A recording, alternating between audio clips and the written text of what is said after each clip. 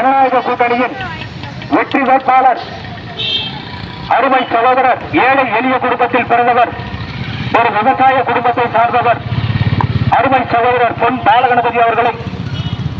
ஆதரித்து தாமரை சின்னத்திலே வாக்கு சேகரிக்க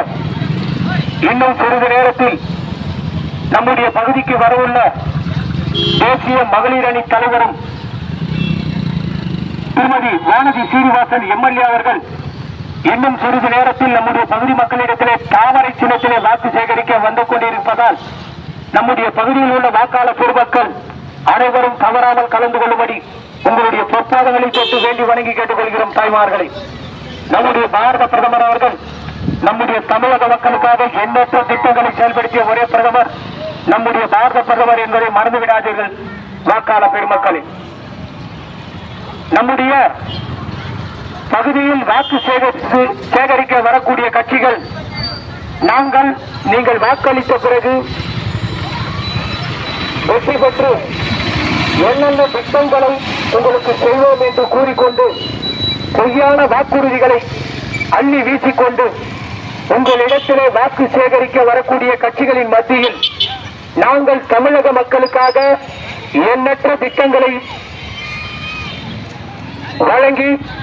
பொதுமக்களின் பயனாளிகளின் நேரடி வங்கி கணக்கில் வழங்கிய 1000க்கும் மேற்பட்ட திட்டங்களை செயல்படுத்தி தமிழக மக்களுக்காக வழங்கிய பின்பு இந்தந்த திட்டங்கள் எல்லாம் எங்களுடைய பாரத பிரதமர் அவர்களின் மூலமாக தமிழக மக்களுக்கு வழங்கப்பட்டுள்ளது என்பதை கூறிக்கொண்டு வாக்கு சேகரிக்க உங்களிடத்திலே வரக்கூடிய ஒரே கட்சி பாரதிய ஜனதா கட்சி என்பதை மறந்துவிடாதீர்கள் வாக்காளர் பெருமக்களை.